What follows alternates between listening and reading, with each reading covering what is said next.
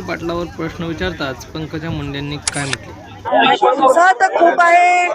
स्वातंत्र्य दिनाविषयी सर्वांच्या मनामध्ये खूप खूप अभिमान आहे आणि कालही आम्ही तिरंगा रॅली खूप भव्य केली छत्रपती संभाजीनगरमध्ये आणि खूप उत्साह आहे. खूप तरुण लोक आलेले आहेत,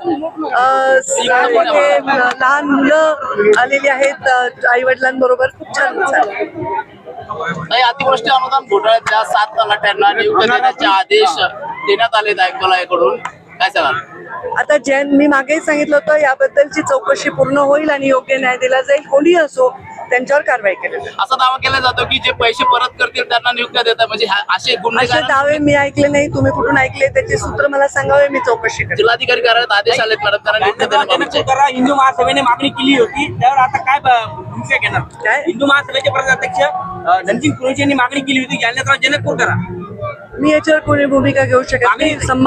मी पालकमंत्री आहे. जालन्याचं जेही नाव होईल त्याचे मी पालकमंत्री. 29 तारखेला पुन्हा एकदा मनोज जरांगे पाटील उपोषणाला बसणार आहेत. 28 तारखेला त्यांनी सरकारला आवाहन केले की अंतर्वाली सराटीत यावं आणि चर्चा करावी.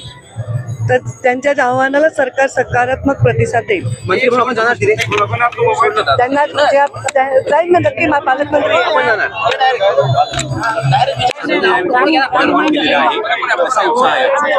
उत्साह तर खूप आहे. स्वातंत्र्य दिनाविषयी सर्वांच्या मनामध्ये खूप खूप अभिमान आहे आणि कालही आम्ही तिरंगा रॅली खूप भव्य केली छत्रपती संभाजीनगरमध्ये आणि खूप उत्साह आहे. खूप तरुण लोक आलेले आहेत, लहान मुलं आलेली आहेत आई वडिलांबरोबर. खूप छान उत्साह आहे.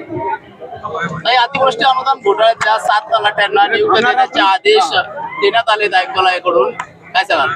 आता मी मागेही सांगितलं होतं, याबद्दलची चौकशी पूर्ण होईल आणि योग्य न्याय दिला जाईल. कोणी असो त्यांच्यावर कारवाई केली जाईल. असा दावा केला जातो की जे पैसे परत करतील त्यांना नियुक्त्या देतात, म्हणजे असे दावे मी ऐकले नाही. तुम्ही कुठून ऐकले त्याचे सूत्र मला सांगावे, मी चौकशी करेन. जिल्हाधिकारी कार्यालयात आदेश आले मॅडम त्यांना नियुक्त्या देण्याबाबतचे.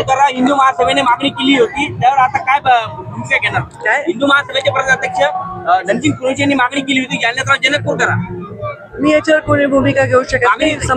मी पालकमंत्री आहे. जालन्याचं जेही नाव होईल त्याचे मी पालकमंत्री. 29 तारखेला पुन्हा एकदा मनोज जरांगे पाटील उपोषणाला बसणार आहेत. 28 तारखेला त्यांनी सरकारला आवाहन केले की अंतर्वाली सराटीत यावं आणि चर्चा करावी. तर त्यांच्या आव्हानाला सरकार सकारात्मक